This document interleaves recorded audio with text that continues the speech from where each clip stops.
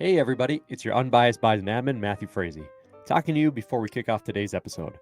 Before we get started, just wanted to personally give you guys a giant shout out and just say thank you. This season has been absolutely amazing for FCS Fans Nation and the FCS Fans Nation podcast. Our podcast for the last 3 to 4 years has always averaged around 600 to 700 listens or views per episode. Throughout this season, we were up over 1,200. And into the playoffs, we have eclipsed on average about 2,500 listens across all platforms, from YouTube to Apple to Google Podcasts to Spotify. And our championship preview episode eclipsed over 7,000. Your guys' support and love and comments and questions and everything for the show has just been amazing. Across the social media platforms, our Twitter is over 4,000 followers. Our Facebook page jumped from 9,200 to 11,600 page members. Content, everything, prizes, contests continue to just grow and grow. So genuinely, from my heart, from Kyler, from Jamie, from Lawrence, from Wyatt, from Kelsey, from Chris, we just really wanted to say thank you guys who have been on this journey since early 2017 until now. Thank you so much for your support for this podcast, for our pages, our platform, and FCS football. We do this just because we love to do it. We're good friends, and we're going to continue to just give you guys content that hopefully makes your day, weeks, and football year a little bit better. Thanks again, and enjoy our finale episode, guys.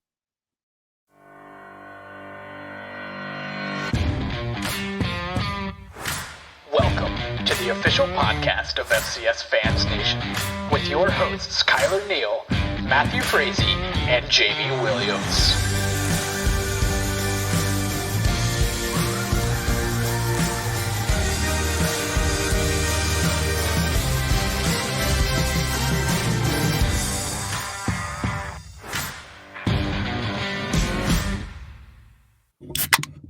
FCS Fans Nation, welcome, sadly, to the season finale, season 5 of our podcast, the FCS Fans Nation podcast. Ladies and gentlemen, Matt Frazee, Jamie Williams, Kyler Neal, coming to you guys one final time as we are closing out an amazing season of FCS football. Back from Frisco, you're listening to this now going, why didn't we have this within a week? Man, for the amount we partied and hung out and went crazy, we needed a few weeks of recovery. So coming to you as quick as we can for our final episode here of the season. Back from Frisco, happy, myself, the unbiased but biased here, Bison admin, happy with another championship. Jamie Williams, tell us a little bit how you are feeling a few weeks removed from Frisco. How was Frisco for our experience, my man? You know, Frisco was, as it always is, it was a good time. Always love being out there. Obviously, getting to hang out with my buddies that I see once or twice a year, it kind of makes it all worth it, whether my team's there or not. You know, might have snuck on the field down at the end, but as the old guy, I took the stairs. Might talk about how other people did, later. But, went down on the field, had some fun at the bars, didn't pay for some drinks, paid for some drinks, it was a good time. Better than what I expected. It was a good time. Guys, we do have a recap video of everything we did with video and photos on our YouTube channel. So just subscribe, FCS Fans Nation on YouTube. It'll be the trailer video right when you go to our channel. I'll get that edited up today. So we're not going to spend a lot of time on everything we did. That recap video will give you a great shout out. But you'll see things in there. Just a quick recap in terms of Mr. Brian Thompson, an awesome fan who stayed with us down there in Frisco and paid for this big taco spread after the game. We had Thumper from Jackrabbit Illustrated, the Rev from WAC, Jordan Finkston. I'm gonna forget all these names, but just a good collective of fans and people we know from social media. We hung out with them, grabbing barbecue, drinking beers, wearing rival gear from the charity payout. I mean, it was a ton of fun down there. And Kyler, I know you had a blast as well, dude. What'd you think about Frisco again this year, man? Man, Frisco was a good time. Am I on mute? Just an FYI. No, you're not on mute. You're loud. Okay, I was pressing the button so many times in a row, and I was like, I don't know if I kept myself on mute or not. So we take 2 weeks off, and look what happens. We don't even know. Starting off hot. No, Frisco was fun this year, especially because, The tailgate, for one. The tailgate was so much better this year than it's been in the past. I mean, we had pansies in our tailgate, like Chris Hammond taking naps in cars, Matt not leaving the car because it's too wet. Thanks to Randy, he had a cool setup for us. We actually tailgated the whole time. We were, going and experiencing, walking around to other people's tailgates who gave us brats, beers. I mean, it was just, that was the best tailgate we've had so far as a collective group. And it was so fun to just be able to chat with everyone. The weather was a little cold and rainy, but nothing horrible compared to the last few years. So we were still able to be outside and just have a good time. And then of course the game sucked, but everything else was super fun. So I'll take the experience over the game any day of the week. But yeah, man, it was just a good time with all you guys until I got COVID and strep throat, and then had to sit in my house for 2 weeks. My wife's probably writing up the divorce papers because she has to see me every freaking day, and I can't leave yet. Can't leave the house till Monday. So yeah, it's been a fun last 2 weeks. I wish I'd rather be in Frisco. Yeah, well, I'm glad to see you recovering fine, man. Looking good in that Central Arkansas gear from Mr. Will Siller and CW Siller, who came down, of course, for the game with us. And yeah, before we start rolling into our big seven guys with the questions, huge shout out to Mr. Randy Long, who offered from 2019 when we saw him. He brought this NDSU, you'll see it in the recap video, this NDSU tailgate rig. He has shot towers with national championship trophies attached to them. He has a photo booth, which he put our logo on for the photos, people taking pictures. And if you guys are ever around Randy and his tailgate crew, he yells at everybody to say, come on over here, have a drink, take a photo. It's all free. And he's just the most welcoming guy. So Randy, thank you so much for reaching out to us after 2 years. That's what good of a person he is with people and customer service and just being a great human. He remembered for 2 years, I'm going to reach out to these guys to have people come to my tailgate. So Mr. Long, thank you again. We really appreciate it, my man. So guys, again, hit that recap video. You'll see it on our channel. That being said, it's time to talk about that game that for me was quite fun and others were bored of course. And of course, looking into 2022, guys. So we're going to roll into some of those questions as well. So let's start off with the big 7 questions that people are asking about. The top 7 FCS topics of the week. This is the Big 7. All right, guys. So we're starting off strong here. Mr. Charlie Seaman and Steve Kurtenbach roughly had questions that were on the same trajectory here. Charlie said that it's a shame that in the spring and in this game, one team starting quarterback went out in the first drive. How much of an effect do you think Tommy Touchdown might have had on this game, considering NDSU looked to control the lines of scrimmage at will? Very interesting take, especially Steve went on with a question about like the turf and the conditions and how that may affect, hey, we lost Gronowski in the spring. We lost Tommy Touchdown here. Jamie, what do you think? Do you think with Tommy Touchdown in there, we see much of a difference? Talk about the line play by NDSU and just your thoughts on the game in general. Well, I mean, unlike Troy Anderson, Touchdown Tommy doesn't play on both sides of the ball. So there's one thing.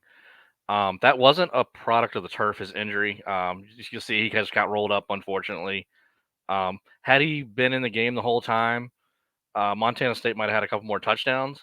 But like I said, he doesn't play defense, and they had no answer for anything NDSU was doing, especially in the run game. Hunter Lipke just gashing them. Kobe Johnson with the monster 80-yard touchdown. I think it was 76. Babbage, they had nothing for him. It's just whatever North Dakota State wanted to do on offense, for the most part, they did. Now, Montana State, they did move the ball early into the 20s, 30-yard line, but then they got locked down.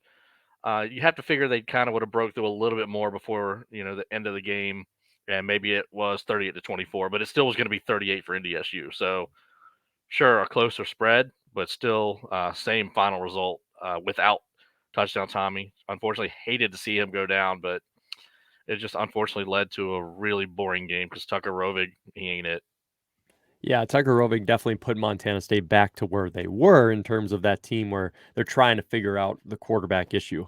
But in terms of that line play, I'm not naive to just be like, and none of us here are, we talked about this, to not think that a quarterback does affect things when they go down. In terms of a team's, definitely you've lost that. Fonze said after the game in the post-game press conference, he said, I think we lost our ability to hit the edge a lot in the run game. Like we had to concentrate on running up the middle or like our pass game, but we lost that edge run ability with Tommy Malott going out. And that definitely is going to affect things. Like Montana State's going to be on the field longer, which, could change things and give their defense more of a break. But I whispered to Kyler, like right after that first drive, I just said, I know on paper these teams look similar, but the stature of NDSU just looks different. It looks like men amongst boys on those lines. And I didn't think that's how it would be. I thought they had caught up. We talked about this on the championship preview episode, but we read that one individual's tweet when we were all driving away from the game, where NDSU rushed for 270 yards in the first half. And the most Montana State had given up in the rushing game was like 220 something to Cal Poly. You can fact check that. But I mean, the line game by NDSU and the physicality was clear as day. Kyler, is that what you saw too, man? Or did you think that quarterback injury would have more an effect on maybe Montana State having a chance in this thing? I mean, it definitely had a huge effect. Does it have an effect on maybe it would have brought Montana State to actually beat North Dakota State? No, probably not. But here's the thing. When you have a quarterback like Tommy Touchdown, who was actually driving extremely easy against NDSU, let's not get that wrong. The only time he really stopped driving the ball was after that injury, and then they really couldn't move it, and they had to do that weird freak fake field goal play, whatever it was. But they were driving the ball actually really easy. Now, if they continue to drive the ball easily, or at least moving the ball a little bit better than Tucker Rovig could, yes, he has 156 yards, but he wasn't driving the ball very well. He had maybe one good drive. Other than that, he was completely shut down. So then that puts Montana State's defense on the sidelines quite a bit longer if they actually have a quarterback who could move the ball instead of just getting run down their throat every single play the whole game. So having a quarterback like Touchdown Tommy definitely changed the impact of the game. I bet like Montana State would lose by 14 anyway. And I think probably that would have been more of a realistic situation. What would have happened? Probably would have been still a maybe 34 to, 20 type of game. So it definitely hurt that he's out, but it doesn't change the end game that North Dakota State was still going to win. The thing is, if Tommy Touchdown's in at the end of the game, does he make the correct plays when it's getting down to the wire? Can he bail them out when they're down a little bit? I mean, we don't know. Those are those big question marks on anything. Like, we actually don't know. Maybe Touchdown Tommy would have made more mistakes, and maybe North Dakota State would have even blew him out more. We have no clue. The only thing I will say, though, is Tucker Rovig, he got benched by a linebacker. So if someone's saying it makes no difference to have Tucker Rovig in compared to Touchdown Tommy, then that's absurd, because it definitely makes a difference. Tucker Rovig has been benched his whole life by linebackers Troy Anderson. So it definitely makes a big difference when you lose your starting guy, especially who had that much momentum. But what is the difference? That's kind of the big question mark. How big of a difference? What was a difference? I still think NDSU probably wins by 14, probably not by 28, but probably by 14. Yeah, it's definitely a different feel than, I would say, the spring finale in terms of, SDSU lost, what was there, 16 seconds left on the clock when Sam Houston scores the game-winning touchdowns or something like that. SDSU, there was a big lightning watch, so South Dakota State had some time, but I'd argue South Dakota State's backup was worse than Montana State's. And South Dakota State stayed in that game. They matched them on the lines. They kept their running game going, and they were able to take the lead. And if they had just stopped them on one of 2 fourth downs, South Dakota State wins the national championship. So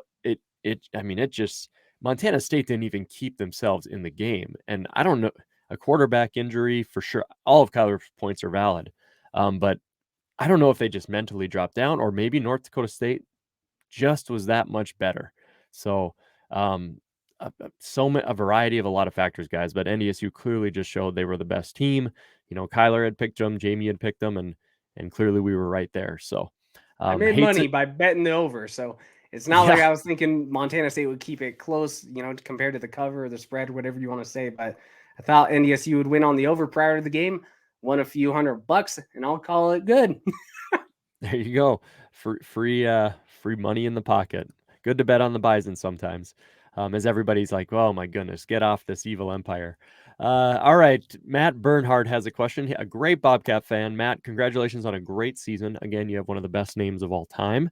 But your Bobcat should be very proud. It's a heck of a year, and you guys aren't going anywhere. I think you're going to be elevated into the top tier of the FCS playoff competition for many years to come.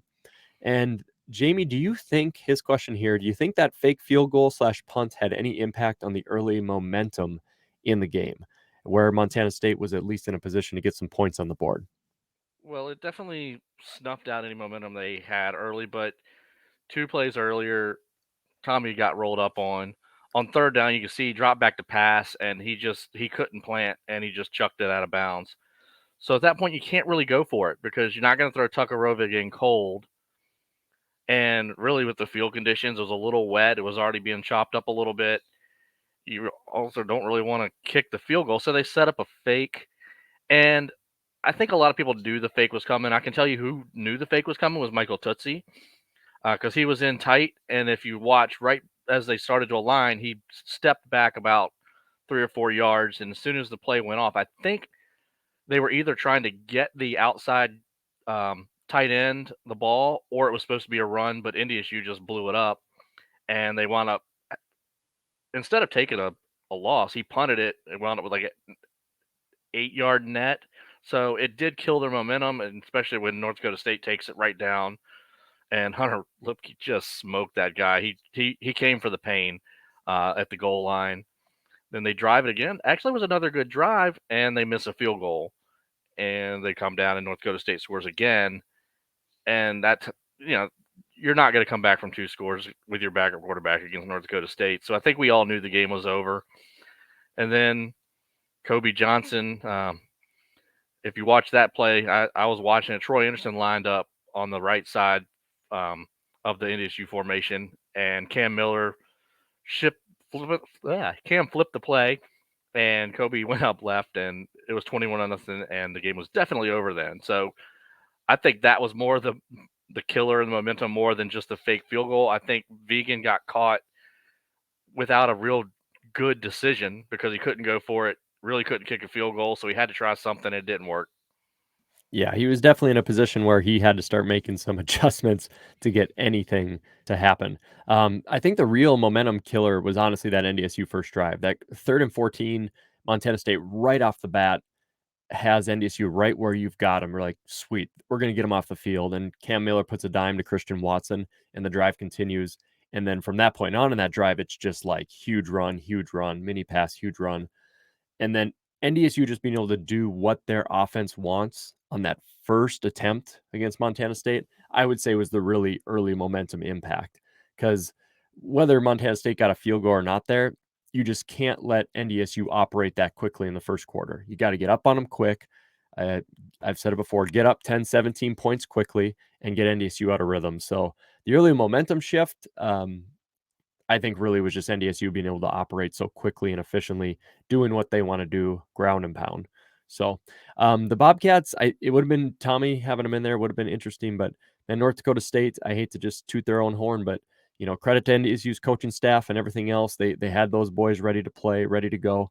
There was a lot of questions about like Brett Vegan and his experience with NDSU and how it would look against us, and kind of looked like he was overthinking the process there in terms of on like 3rd and 1s and 4th and 1s, just thinking like, was he thinking like the NDSU D lines are so good, like they always stop people on these short downs, so I should try to throw these 50-50 balls? Or maybe at that time it was already desperation hour. But overall, North Dakota State playing good, and the momentum never really shifted back, unfortunately. So we could talk about NDSU beat Montana State all day long, but most FCS fans are ready to get on to next year or other years or in the future here a little bit. So that being said, guys, we'd love to roll right into Bruce Edmiston's question. He says, with NDSU's dominance over the FCS and the other 2 champs gone to the FBS, Sam Houston, James Madison, the other 2 in the last 11 years, what is the goal for NDSU moving forward? So this is almost kind of like beating a dead horse, but at the same time, it's actually good to get the information out there. When it comes to NDSU moving forward, there's just nothing on the horizon for them to be making a change upward. There's no conference invite. Realignment is basically done until 2024. So at this point, I think NDSU is going to just continue to obviously want to win FCS championships. And unless they get the opportunity that they feel comfortable with at the next level, they're not going to jump up. I feel like it's Jamie Williams Dukes in 2013. They're not going to, NDSU is not just going to jump into the CUSA now. Like, Jamie, you didn't feel like it was good to jump into the Sun Belt then. They're going to wait it out. So a really good connected source, Matt Brown, who's like one of the Adam Schefters of conference realignment, if you will, he tweeted out that NDSU is perfectly comfortable waiting for their dream position in their minds, which is the Mountain West. And they don't care if it takes 5 years. They don't care if it takes 10 years. They're okay waiting that out. And until then, they're not going to try to stop winning. So, Kyler, should there be some sort of alternate plan here for NDSU? Should they, there was Matt Brown also tweeted out that the MAC and NDSU have no mutual interest. CUSA contacted NDSU, but NDSU showed no interest. Is that kind of a cop-out at this point? Should they be jumping regardless of travel and pay just because of success? Or what do you think, man? I mean, if it's true that there was a couple conferences that invited NDSU and NDSU rejected them, or, we're at least conversating with it. Yeah, then the only thing confirmed, Matt Brown said the CUSA made one call to NDSU, and NDSU was like, no. But the MAC was never a conversation between either. There's just no interest there, is what he had tweeted out. So, well, then I do think it's a little bit of a cop out if NDSU just wants to wait for the Mountain West, because right now, from how the Mountain West looked through all of these talks and the conference realignment, the Mountain West is extremely happy with what they have, and NDSU is never going to go to the FBS then. There's not going to be some type of Mountain West NDSU invite right now, because that does not strengthen the Mountain West. I don't care what anyone says.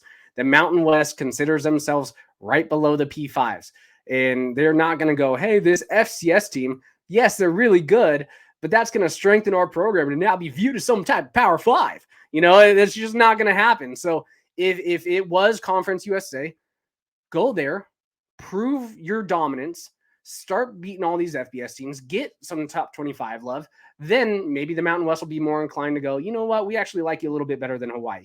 We actually like you a little bit better than New Mexico. Maybe you should join. So from what I was aware, not even one conference has even actually spoken to NDSU, or at least a realistic shot of, hey, let's get you in the conference. But if that's not the case, then yeah, shame on NDSU, because this whole realignment, they were claiming we want to be FBS, we want to be FBS, and they were very vocal about it. And now they're saying, well, it's just not a good fit in one of these conferences. You could join one of these conferences, make it an elite, then maybe get an invite, or do what the Sun Belt did. James and Madison got lucky in that scenario, but guess what? They're back in the Sun Belt no matter what. They could have already been there. They could have already had established pipeline. Maybe already had better rivalries, and maybe it was the right move for JMU, because of course that's what Jamie will say and all these other JMU guys. But they rejected the Sun Belt to go to the Sun Belt 7 years later. You could have had more money to begin with. You could have been in the Sun Belt for 7 years. Again, who knows what could have happened? But if it's kind of a cop out on we're just going to wait for the Mountain West right now, unless Boise makes a move, which it does not look like anyone has been able to entice Boise to switch, because Boise wants to be Pac-12 or bust, and they're never going to be Pac-12. I see no opportunity for the Mountain West to add anyone else, which means NDSU will be at the FCS level for a long time. So I will play defense here a little bit. I do know Conference USA's and the MAC's television deal is like literally $50,000 more than what they get paid from the state of North Dakota through ABC right now. So, to start flying all your sports out to those locations fiscally might not be the best thing. The Conference USA, the worry there was just, that is just a travel nightmare in terms of, you want to travel away to Florida International and then down to Sam Houston. You've just got nothing. I think the MAC would be more realistic. I think I'd be more upset if the MAC straight up was having phone conversations and NDSU said no. But the MAC is very political. Like they actually really don't care about their perception. Like they don't care that they're Tuesday, Wednesday night. They like that they're bus traveled Ohio upper eastern area. And they're not even interested in like some sort of magical expansion or anything like that. The last thing they tried to expand with fell apart here. So NDSU should definitely be looking to get to the next step for sure. But I'll defend the Conference USA thing at this time. That seems like that would be a bold one. I wouldn't defend them if it was the MAC. So we do have another question on this coming forward in our quick hit questions, but we'll have to see where they go forward. And I can totally get why NDSU needs to be the next step, and I totally support it. I'm a big fan of it as well. So, all right, guys, enough of NDSU love. Let's move on to some other folks here. And Jamie Williams, I got a question for you. Mr. Dustin Helton, the Rev. Thank you so much, Rev. Oh, man. Buying drinks and rounds at Top Golf, and just what a guy. We're going to be hanging out with you a lot more, Rev. Looking forward to it. Hope the pool is treating you well. He wants to know, who are the teams to fill the gap with James Madison and Sam Houston gone? Great question. Okay, so two of the heavy hitters are out of the FCS. Who's going to step up there, Mr. Williams? Well, I think one of them already has, and that's Montana State. They seem extremely well seated to continue what they started this year. They've got the right coach. They've got good facilities. They've had good recruiting. They've been there. Now they've got to take that next step. They've been to Frisco. They're going to have to win one eventually. But I think they're there to fill that gap.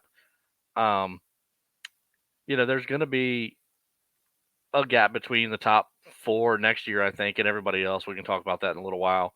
But Montana State for sure can fill that void very quickly. But you've got other good teams like South Dakota is coming up. Stephen F. Austin. We'll mention the Revs team. Kobe Carthel has been doing a hell of a job there. I think they're ready to take a step up. I don't know that they're ready to fill this void, but they're ready to make some people uncomfortable. Weber's not going away. Eastern might have a down year, but Eastern is part of that blue blood. Wait for Chris Hammond later on. But, there are teams that are there. The FCS is not in trouble. And I haven't even talked about the CAA. Somebody will step up in the CAA and take that next step. Maybe Villanova can continue what they've done. Maybe it's a team like William & Mary who looks sneaky good with a really good championship caliber coach in Mike London. We'll talk about that other team near where I live. They might be good too. So do you see a team, Kyler, though, that's like one that's going to make the top tier always sweat? James Madison was always going to make South Dakota State sweat, and North Dakota State, Montana's, anybody. It's like, oh, crap, I don't want to play JMU. Is that going to exist? And let's use Sam Houston as well. Is there going to be a team that maybe is not from, well, it's almost a power 2 now. We'll see. We'll see if someone steps up in that power 3, maybe the SoCon. Is there going to be somebody who's just like that staple exception to the rule in the non-power conferences? I don't see one in a non-power conference right now, but I do think, there's always been it seems like each decade 4 consistent teams, depending on what part of the decade, but there's always been 4 consistent teams throughout any decade. And I think we're going to see 4 consistent teams this next one in the 2 Dakotas, North Dakota State, South Dakota State, and then the 2 Montanas. I mean, honestly, those are, I think, going to be the top 4 teams of the 2020s. And then there's going to be other teams who will sprinkle on in there and show success in a specific year or maybe a few years and be competitive, but maybe they're not going to be there every single year, every other year like those 4 teams will. But I'm having a really tough time outside of the powers now seeing it, because Sam Houston was that dark horse. They're not really dark horse because they were a true power, but outside of the power conferences, they're that one where you're like, they can be competitive with everyone. They're going to make a deep run in the playoffs every single year. We just don't know what's going to happen.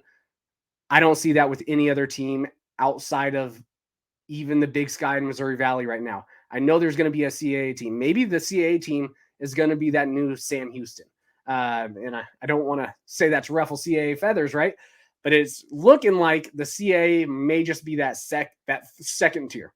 It's going to be a 1A, a 1B, a 2A, and then maybe it even drops to like tier 3, and maybe CAA is on its own little level there. But yeah, I'm having a hard time seeing maybe Kennesaw, but I still don't have a lot of faith in them unless they switch up their whole system. I'm having a tough time seeing a team outside of one CAA team, a couple Big Sky, and a couple Missouri Valley teams really making a true run. I see a lot of quarterfinal potential from outside of them, but that's about it. And I don't think that quarterfinal team really sets the bar to be, that's your dark horse or that's your true contender. Quarters are the quarters. Good teams should get to the quarters. There's always going to be a few good teams outside of the power conferences, but I don't see anyone getting to that next level. Does that change your mind at all? If let's just say let's say North Dakota State, poof, they do go to CSA, it gets announced tomorrow. North Dakota State's gone. Is it just, are you going to go SDSU, the two Montanas, and does nothing really change there? Or the reason I'm asking this is NDSU standard so high that we're just trying to see who competes with them? You know what I mean? Does that change anything at all if NDSU's out of the picture, or is it still like, I still think those three would be a leg ahead? I think for me, it's tier 1 is North Dakota State, and that's it. And then you've got your gap, and then the other three teams that we've been talking about, the two Montanas, South Dakota State, and then a gap to whatever is next, whoever that is. And I think if NDSU leaves, then those three become just tier 1, big gap, a group of tier 2s that obviously somebody's got to make the semis with them. But it won't. I don't know that there's one consistent team outside of that group that we can say, I think they'll be there a lot. It'll be who's got a veteran team that's led by seniors, who got a stud quarterback, then they graduate, then they transfer, and then they're back down for a couple years, and then they come back up. So I don't see anybody locking in consistently for the next 7, 8, 10 years like Sam Houston and JMU has, and really JMU's the last 6 years. Yeah. Start with, unfortunately we let Mickey go. Start with Everett Withers, kind of took a little bit of an elevation, took way off with Mike Houston, and that's where we've been since then. So a little bit of a mirage there for if you talk about a decade. Yeah, I think what Jamie just said is what we're going to see a lot in the 2020s. A very experienced team outside of those. Because every now and then you're going to have one solid team who has quite a bit of players that have played with each other for a long time, and they are going to be very competitive with the top tier teams. And I think that's what's going to happen. So every 3 years, you may see this one team who had phenomenal recruiting classes, maybe a couple fillers with a transfer. They're very senior ridden. They have a favorable schedule till maybe they can get a really good seed. Because, of course, as we know in the playoffs, seeding is very important. Having home field advantage as much as possible is very important. So I think you're going to see some of those teams every now and then. But still, man, I think most of them are still going to fall from the same conferences. Like maybe you'll see a Missouri State every now and then rise to the occasion, or a Delaware, or an Eastern, or a Weber, something like that. Idaho. I'm just probably not, but I have no faith in Idaho yet until they prove it. 30 years of being crap is 30 years of being crap, no matter how you look at it. So we'll see, but yeah, I think it's really tough to try and pinpoint outside of those conferences, even the three, because you can say Delaware, Villanova on any given year is going to be a top tier team. They got the resources, they got the money, they got the location, they got the at least historic conference. But man, I'm having a hard time seeing anyone outside of that who's going to emerge as a complete dominant team. I see a lot of teams who are going to emerge as dominant teams within their conference, but are they going to be able to beat the other teams? I don't know. The FCS is ran in the North. Yeah, it's going to be very interesting to see how the next decade plays out with these teams transitioning. That being said, guys, though, our next question comes from Zach Wilson Sr. Zach, you got this question in right as I turned off commenting on the question post. It was beautiful. Right as I clicked, yours came through, and I'm so glad it did because your question is great. He wants to know, let's ignore the whole decade. Let's talk about 2022. And he wants to know, give us your top 5 teams for 2022. Guys, I will share some of Sam Herder's work here before we get this topic going. Sam put his way too early favorites to win the 2022 national title. He has going from 10-1, Delaware, Kennesaw State, Sac State, SFA for the Rev, Missouri State, the Bears, East Tennessee State, Montana State, South Dakota State, NDSU. And like most people, he has NDSU by a mile. I will just cover that one quickly, and then I'll let you guys go on the top 4. Just take this in for a second, what you just saw NDSU do last season. So next year, NDSU will return 4 of their 5 starting offensive linemen and all 5 of their guys behind them in rotation, their entire running back room, their NFL prospect tight end, their entire linebacker core, their entire secondary, their 2 quarterbacks that they played. They lose their kicker, Christian Watson, so they need a receiver. And they'll have to, their defensive line is the one thing that gets shredded. All 4 starters on the depth chart for the defensive line are gone. Unfortunately for the FCS, North Dakota State rotates defensive linemen like hockey shifts, and a lot of talented recruits are going to be coming up behind there. So NDSU by a mile for the preseason number 1, but Zach Wilson Sr. here is curious. What do you guys see for 2, 3, 4, and 5? Jamie, I know you might have some interesting opinions on this. What do you got, my man? Well, I definitely think 2, 3, and 4 in some way, shape, or form are South Dakota State and the 2 Montanas. I initially said Montana State, Montana, South Dakota State. I think right now, after a little bit of reflection, I would go Montana 2, South Dakota State 3, Montana State 4. I initially said Southern Illinois 5 when I posted it a week or so ago. Probably would reconsider that maybe for, I don't know, maybe it would be Southern Illinois, but whoever it is, it's pretty far behind. Yeah, I really have South Dakota State actually loses quite a bit. I think they graduated 21 seniors, but they return a lot on the defense. They're also going to get their young quarterback Gronowski back, who was, obviously an all-star as a redshirt freshman for them before being injured in the spring title. He's going to have his 2 wide receivers on the outside, Tucker Kraft at tight end, Isaiah Davis is a freak back. They'll have to replace some offensive linemen, but SDSU is just there because they're going to be able to rinse, wash, repeat. They've had some good recruiting classes, so it's definitely NDSU, and you have to throw South Dakota State in there at one of the top 5. Montana brings back quite a bit, and I don't know. I think I would have Montana State. They do lose some key players. Like they're going to have Tommy Touchdown, but they lose, I think, 16 seniors and some of the big ones there as well. So really at the 5 spot, if you wanted to just throw the 2 Montanas in, you wanted to throw the 2 Dakotas in and say that's your 4.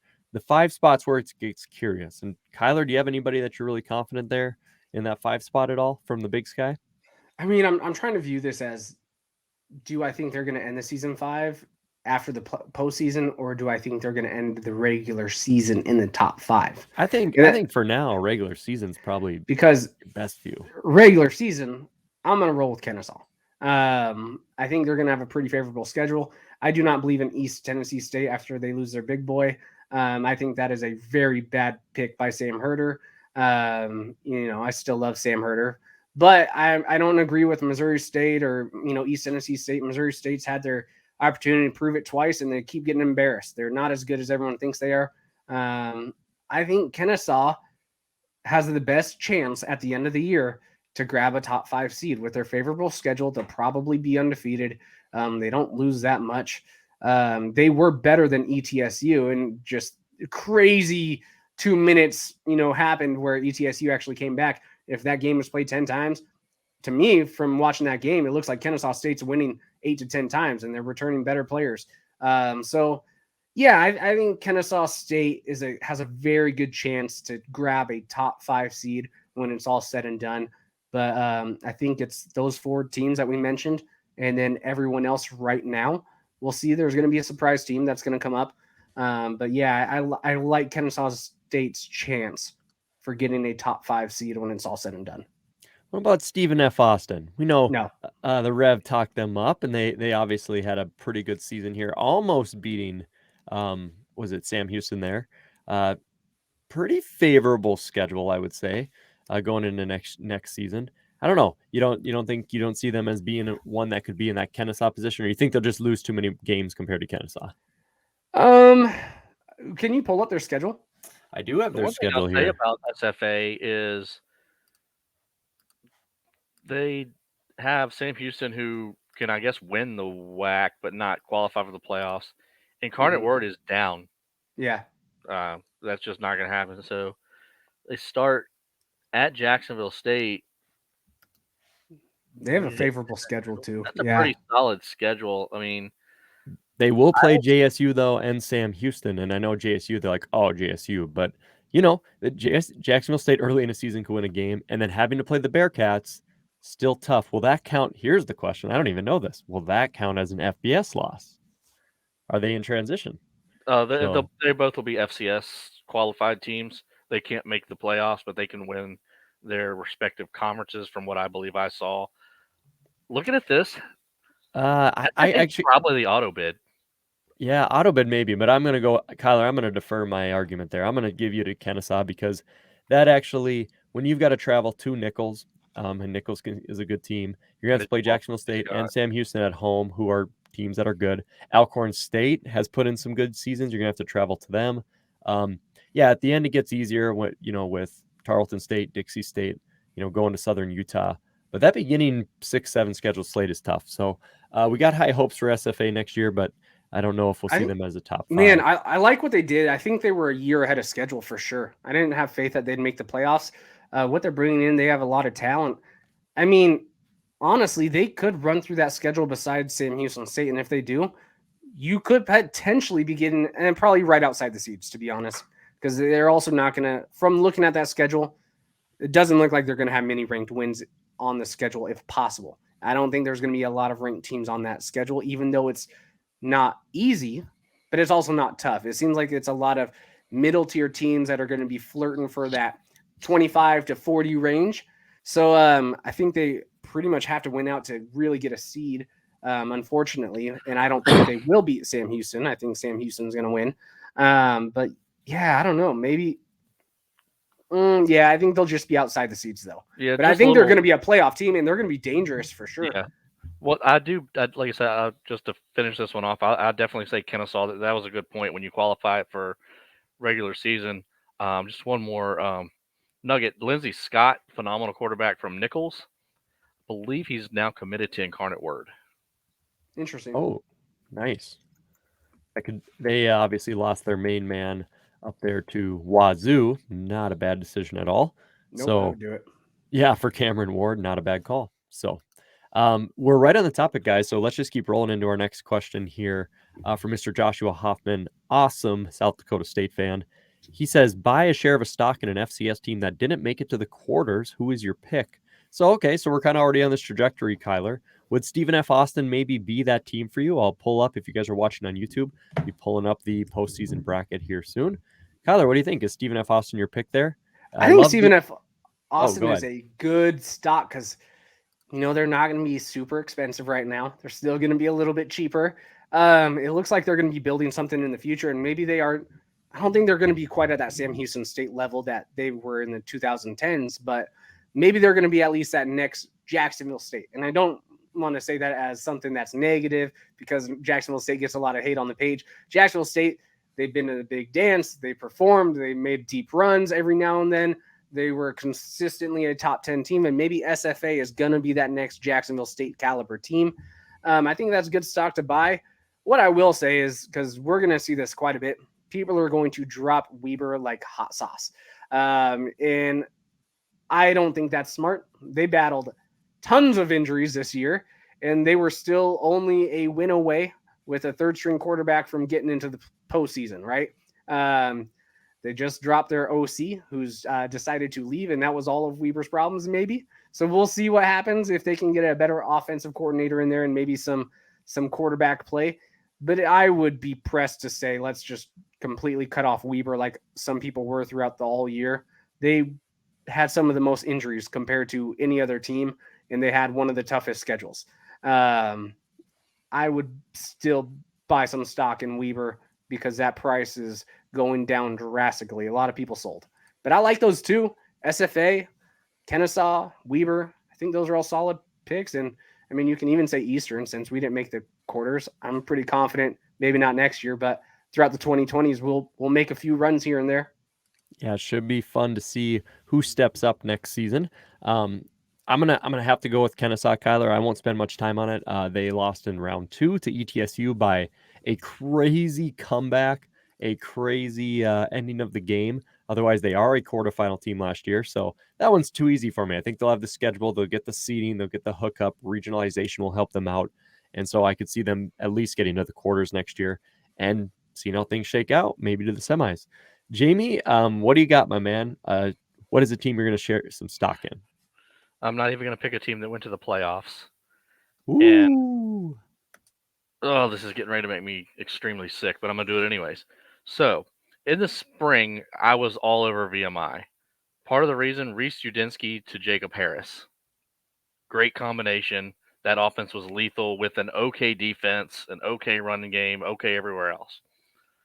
So recently, Udinsky then transferred to Maryland.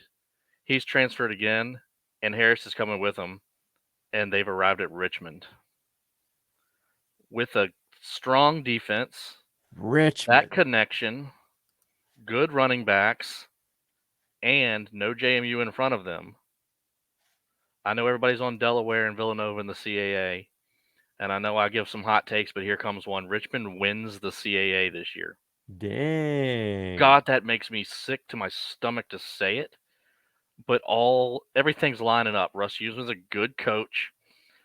Yeah, Richmond wins the CAA, but Delaware, Villanova still good. William and Mary will probably be a playoff team. Rhode Island. So the CAA demise has definitely been foretold, but I don't think they're done. But it's going to be a really strong conference. But Richmond wins the CAA with Reese Udinsky and Jacob Harris. Why There's my does stock.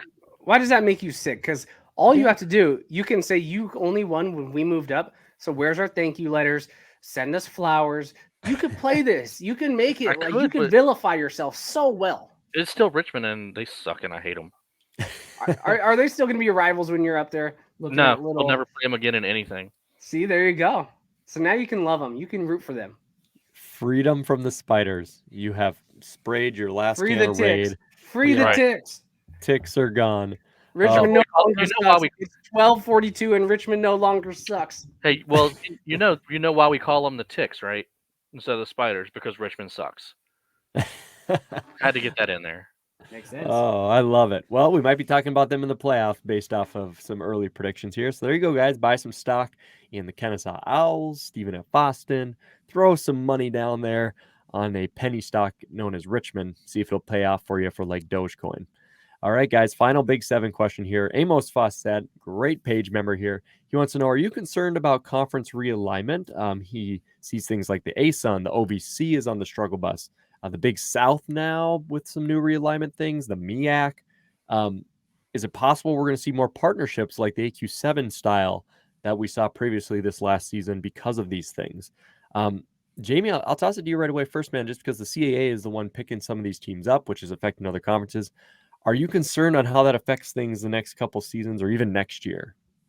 Yeah, I mean, I am. It concerns me for those smaller conferences that are getting poached because their only option is to merge, which I've said the OVC and Southland should do for football, or pull D2 teams and hope that they can ascend. And I'm concerned, but I don't think we're done with the realignment in the FCS. I think we still got a couple years of things going on, and I just I'm not sure how that's going to shake out, other than the fact that the Big Sky and Valley are just going to just widen the gap between them and everybody else.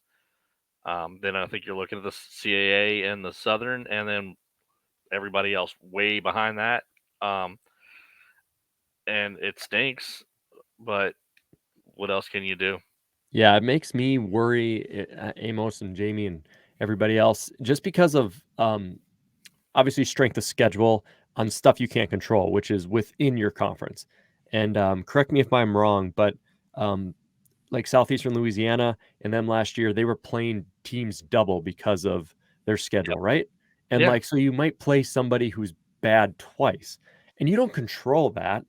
Unfortunately, though, suddenly you're a much lower seed, a fringe out seed in comparison to a 3-loss South Dakota State. And everyone's going, well, this is bullcrap because we didn't control that. So that's where my concern is like these Big South teams, whatever is left of the OVC, like what happens to them when they just have things beyond their control?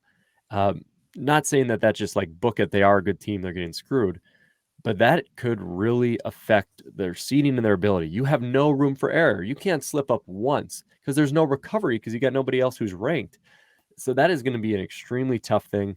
I also think you're going to see a lot of hate more in the polls because what are we going to have 7 Big Sky teams like ranked in the Stats Top 25 because somebody loses one game in an OVC conference where there's only 4 teams? I mean, you as a stats voter, Jamie, I don't envy you at all. Amos, I think this is going to cause a lot of chaotic issues. It's not going to be on the same level as the spring season, where it was just like make up your own rules and conferences have like 2 teams left and stuff. But it might feel like it a little bit on a small scale where you're like, wow, this is just not comparable.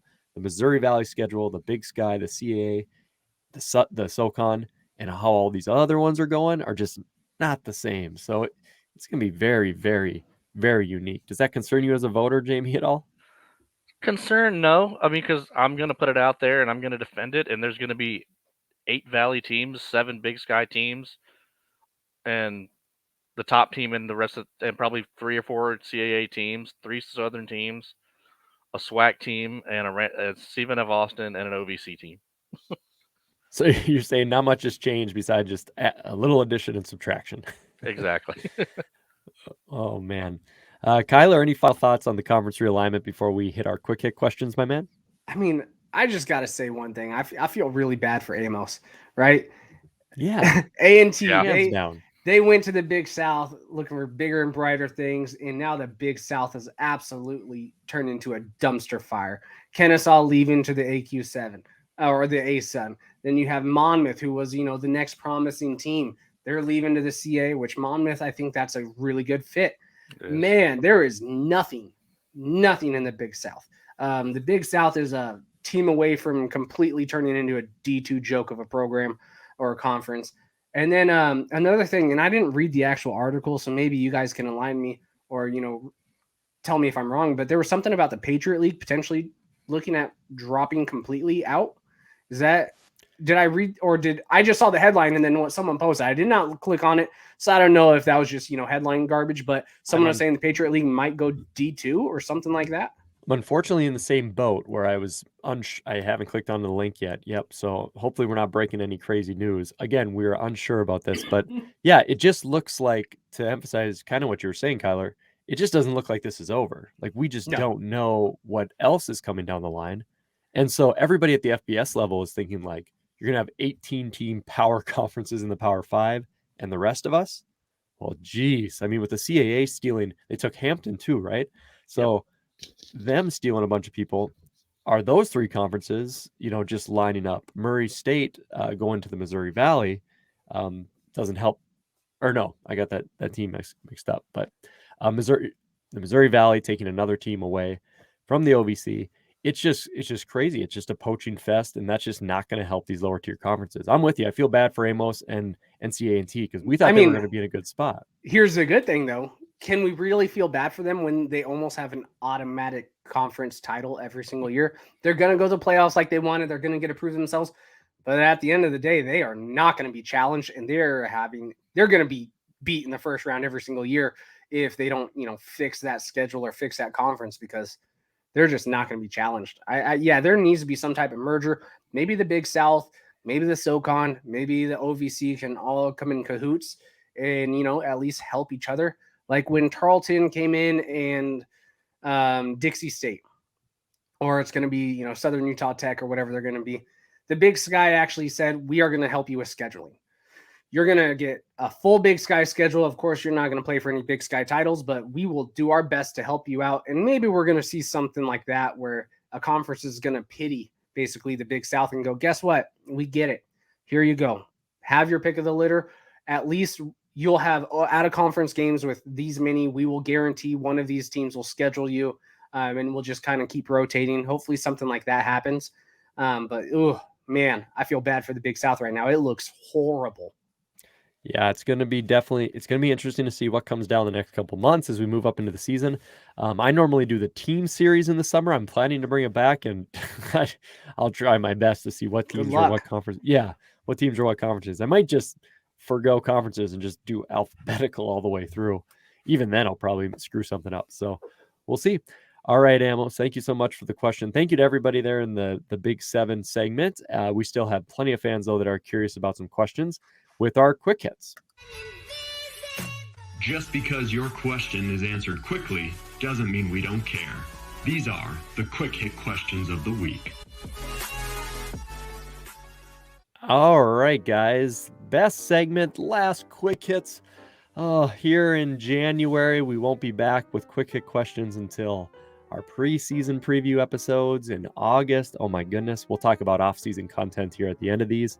But let's get it started right now. Mr. Williams, how long could the beer snake have gotten if every cup in the stadium was added to it? Mr. Brandon Anderson has a question there.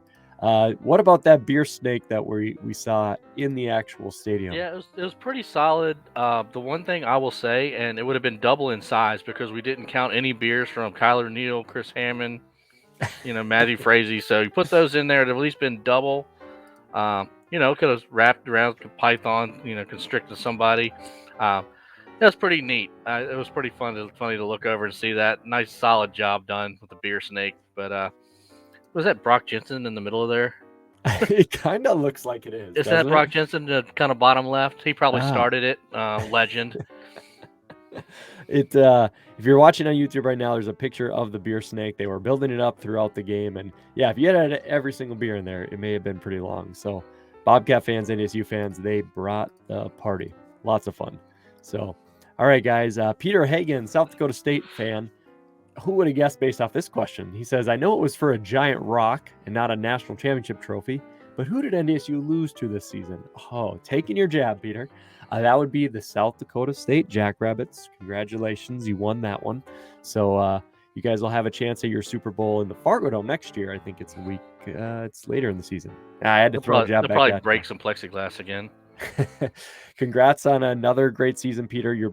I doubted your Jackrabbits all the way up to that semifinal game. Having to go on the road so much.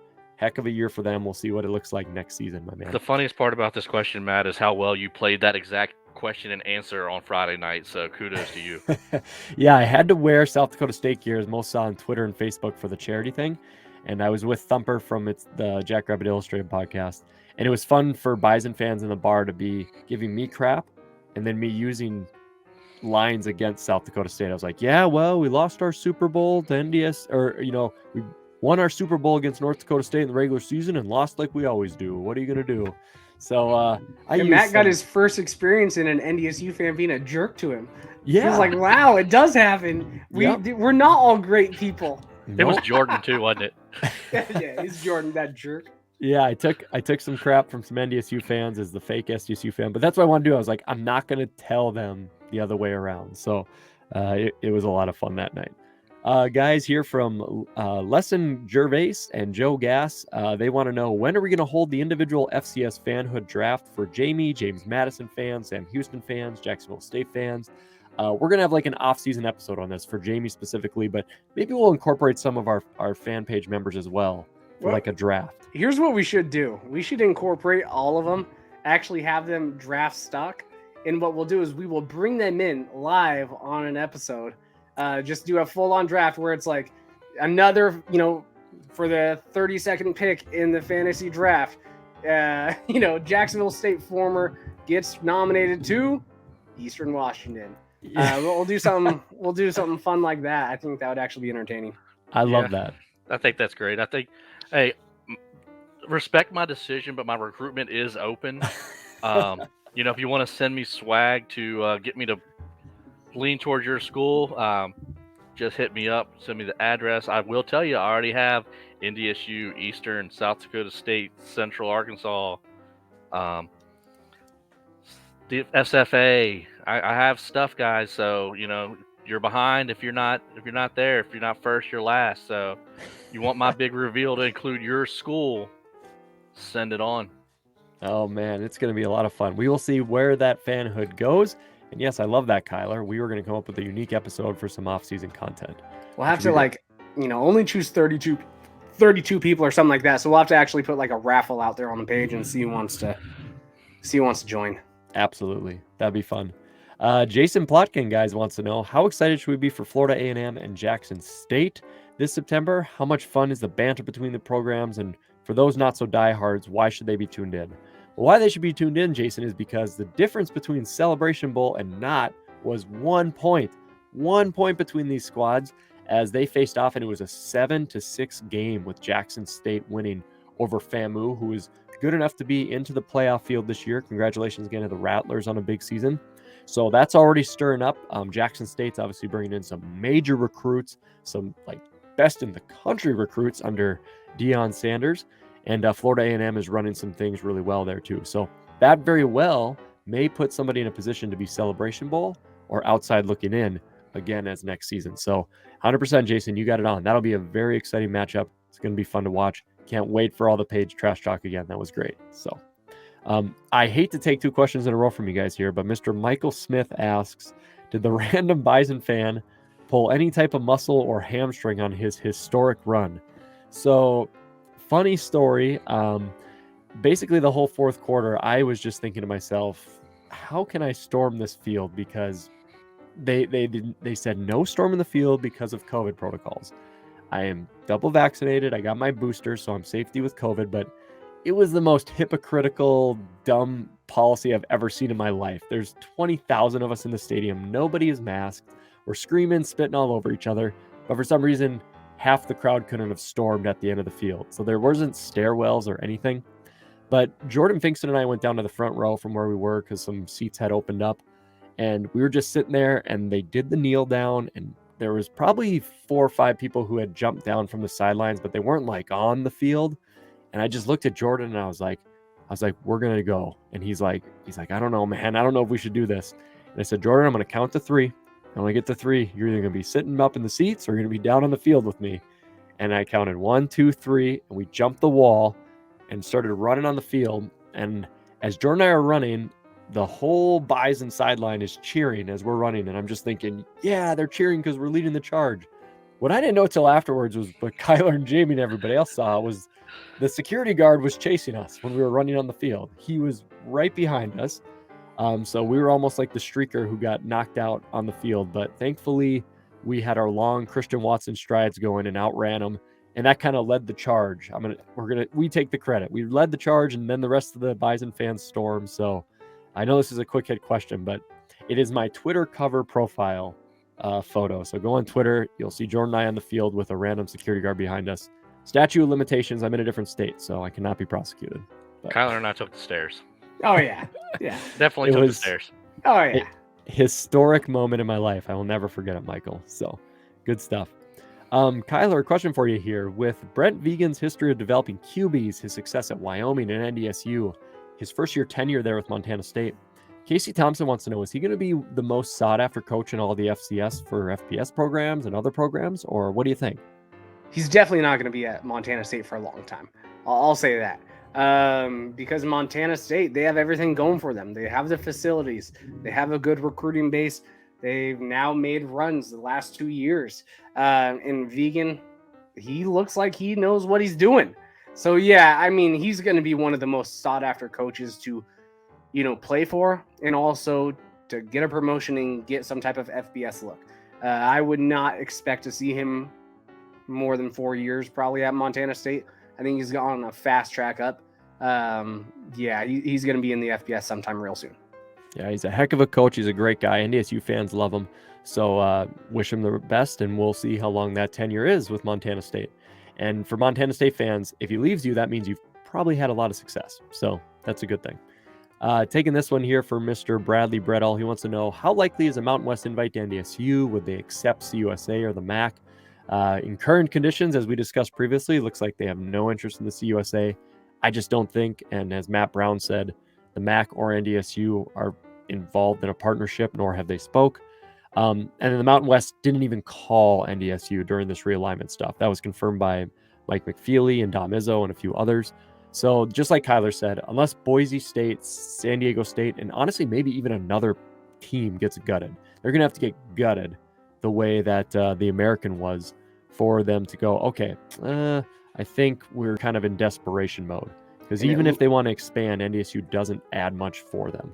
And it looked like it was about to get gutted. So that's where we're like, ooh, maybe there's promise. And then all the Mountain West teams stuck together. They're like, nah, we're fine where we're at. And as long as they have everyone sticking together, there is zero chance. Yep. And 2024 would be your next shot at that, because that's the rumor of the redone deal with the Big 12 TV contract, which would maybe they want to expand teams, and especially San Diego State is marketable for them. Yeah. However, for FCS fans who hate NDSU and why they're still here, and NDSU fans who want, like myself, who want to move up, there's no other option until the invite comes. They don't have the money to go independent. So there you go. Got to try to beat them while they're here. All right, here we go. Jamie, with all the top talent going to the HBCUs, will there be a playoff participation push like with the Ivies? Steve Kurtenbach wants to know. Obviously, they can send teams now, but most go to the Celebration Bowl. What do you think? Do you think there'll be a bigger push for them to just be playoff bound? There'll be a push from those of us who are not part of the HBCU conferences, I believe. Maybe that's Deion Sanders' ultimate goal, but they also had 55,000 people at the Celebration Bowl. So until and unless they can make more from going to the playoffs than the Celebration Bowl, I just don't see it. There's just too much passion for the HBCUs within their communities that we could all really learn from, and it's fun to watch. But you also saw when FAMU went to the playoffs, and I get that they were the second or third best team in the SWAC, they got just handled by Southeastern Louisiana. They made SLU, no offense, Danny, look like a solid defense, and Not solid. that shows the immaculate. gap. Yeah, that shows the gap still that the SWAC has to close to compete with the teams in these bigger conferences. And maybe with these recruits that they're getting and the solid coaches, that gap closes quicker, and maybe something changes. Like, I know we would all love to see an all-inclusive playoff, but unless the MEAC implodes, the Celebration Bowl is still going to be there. Yeah, absolutely, and it should be. And all those you said all the factors.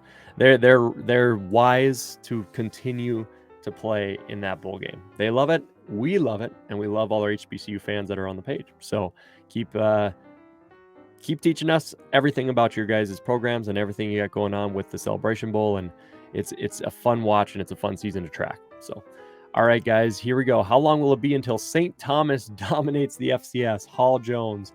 Hey, 7-3, Kyler. You said that they wouldn't be great moving in. I remember that from the first episode. 7-3, man. In a non-scholarship league, and every top team they played, they got murdered. They weren't even competitive with like Davidson. Bowl eligible. As a bowl eligible team at 7 They wins. are not going to dominate anything unless they get out of a crappy conference that they're in. The Pioneer League, no Pioneer League team is going to dominate anything. And money does not mean anything, or else Delaware would have every single title. Richmond would have every single title. UC Davis would have every single title. Just because they got a lot of money, and they actually don't have that much money compared to the Delawares of the world or the UC Davises of the world. I remember someone saying they're the richest team in the FCS. They're not even close. They're not even top 25.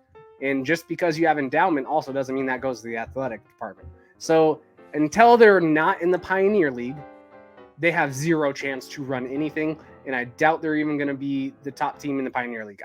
We saw what they were doing versus the top tier teams in the Pioneer League. And again, these are non-scholarship teams. It's not like the talent gap was a big difference going from D3 to what the Pioneer League is. It's just not. And every time they played a top tier team there, they got murdered. They got just destroyed. No chance. Well, I would have preferred to have them over Murray State in the Missouri Valley. That's my hot take for the night. Would have loved to bring them in. Heck of a program. Like that. I think geography right there in Minnesota. Yeah. If they would join the Missouri Valley, my whole change of my attitude changes completely, and I go, all right, they're probably not going to run the FCS, but if you're in the Missouri Valley, you're going to start getting better recruits. You're going to start getting better competition. You are going to be able to build a much better program. As long as you're in the Pioneer League, you have zero chance to run anything. So that's my stance. And St. Thomas in Minnesota, geography-wise, works really well, helps your recruiting base. Mm-hmm. So obviously something way down the line. Here we go. Brian Muniz just wants to say, listen, I feel like we need to acknowledge the awesome marching bands throughout the FCS and college football and the members who show up every game to hype the crowds. Heck yeah, Brian. Shout out to the band members. Shout out to the coordinator. Shout out to everything logistically that it takes for them to show up every game, playoff games, cold weather, warm weather, doesn't matter, and just be part of the college football atmosphere. Appreciate them all. We have a lot of fans on our page because of the band. So Montana State NDSU bands put on a great show. They worked well together. So yes, shout out to them. Shout out to you, Brian. Thank you so much for that statement and reminding us of a good thing. Last 2 ones of the season here, guys. Oh my goodness. Jamie, what does ETSU's hiring of a mediocre coordinator from a non-playoff team signify in terms of their investment into making the next step up in the FCS? Scott Lawson wants to know this. He worded this probably because there was quite a bit of backlash, at least on the social media spectrum, of East Tennessee State hiring Furman's offensive coordinator, George Quarles. Because, I think we had heard Steve Fisher from the NFL coach was in the mix, but we also knew that their coordinators were really, really respected within that coaching room. So obviously when East Tennessee State lost their coach, through that surprise retirement. Nobody was really expecting Furman's offensive coordinator, George Karls, to be there. But I've always bragged about Furman's recruiting classes. So, Jamie, what do you think? Is this a bad thing, or is this, what is this for ETSU? I feel like it's got to be a good thing that if they did pass up the coordinators that everybody, homegrown coordinators that people were pushing for this guy, there was something in the interview, something with the way he approached it that sold them. So to me, I don't think it's a problem until it's a problem. So let's wait. Let's see what this guy's all about. Can't judge him against this year's team because he's not going to have Quay Holmes. So, that's a big one right there. But he's going to have Tyler Rydell, who's a decent quarterback, who's learning, who's young. He needs to put on about 25 pounds of muscle. But, let's wait and see. I took off my sunglasses theoretically for all the shade in that question there. But, you got to build a program. So give them time. Give them time. We'll have to see how it plays out. Should be fun for ETSU and the next season coming up here. And guys, and they just got, a coordinator from a top 10 team in FCS history, right? Every single year they're top 10. It's been proven. Every single year. Every year. Preseason minimum. Furman. Just wait till next season. Now JMU's gone. They're the best purple. That's it. That's the team outside of the power. Why did you not think of this? This is your fault. Behind podcast. Let's end it. Let's end it. That didn't drop you it. You didn't pick Furman when you had an opportunity. Well, I'm telling you, man, behind St. Thomas, the new best purple team in the FCS. So Central. Yeah, guys. Dustin Perman here asked, would the admins be willing to add monthly off-season podcasts to keep us up to speed on transfers, noteworthy FCS football items throughout the year? Dustin, we have a few plans here besides what maybe just tonight we created the FBS teams going to FCS Fanhood Draft. We also are planning a very special fun episode where us three and Mr. Lawrence Smith, we are going to live react, and we will post that video of us listening to our first original podcast, which is so good. And we're just going to react to that. We're also going to I'm going to be dropping some content on our YouTube channel specifically. So hit subscribe, hit like, because YouTube, we're going to drop some things on the NFL draft as well in regards to Pierre Strong, Christian Watson, some of these upcoming guys from the FCS, some names that people should know. So yeah, there will be a little bit of content sprinkled in there, Dustin. On the FCS Fans Nation Facebook page, we'll have the team series for engagement. So kind of the same protocols that we take. And then in August, we'll start rolling into the 2022 stuff, of course. So I would say fun. one noteworthy FCS football item, just because a lot of people have asked. I will take this time at the end to say either prayers answered for you or darn it for you. I do plan to be back with my guys next year. I'm not going anywhere. Still love the FCS. I just might put on different shirts and hats, but who knows? I might bring a little FBS flair to it, but I will be back, guys. A little bit of FBS sunshine from right. Jamie Williams right there.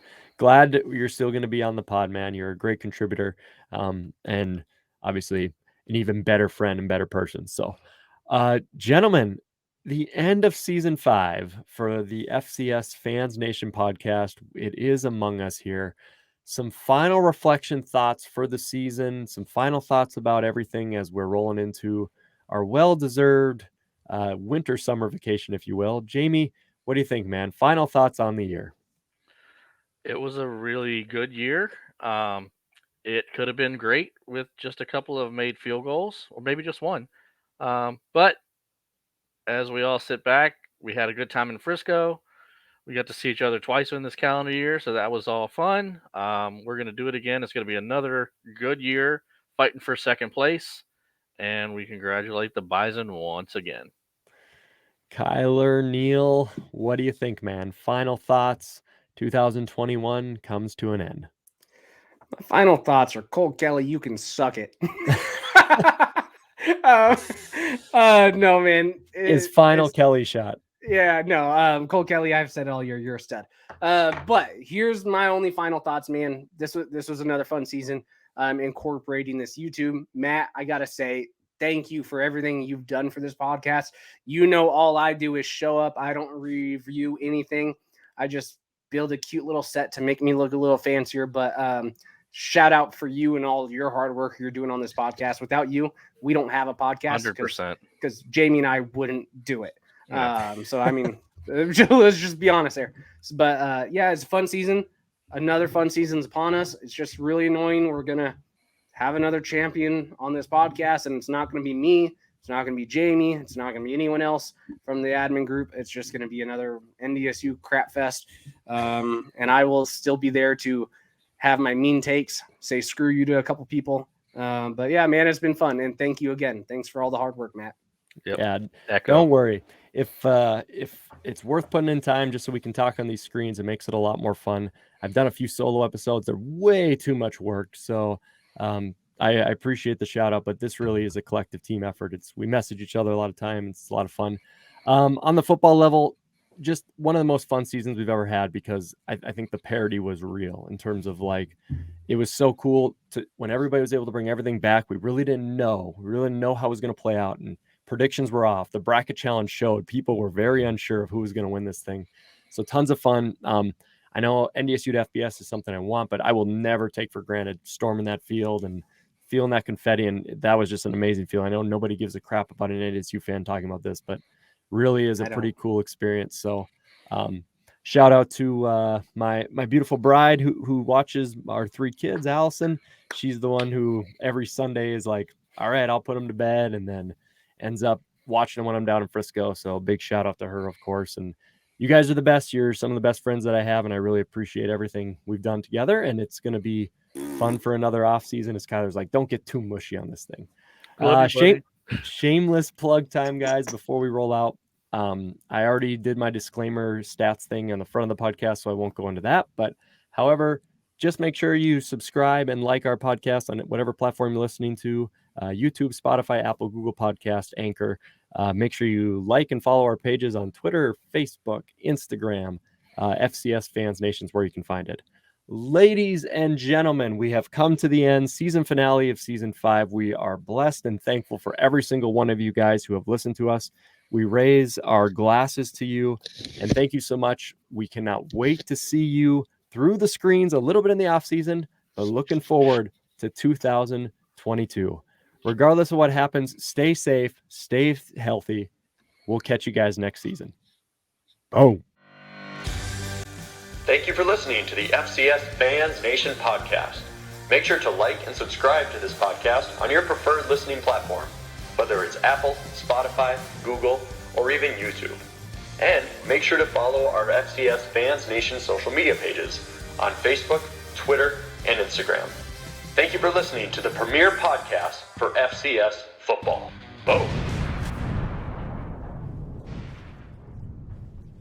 Only the first 3 real big questions are kind of like actually about the game, and then everybody's like, screw it, NDSU won. Tell us about 2022.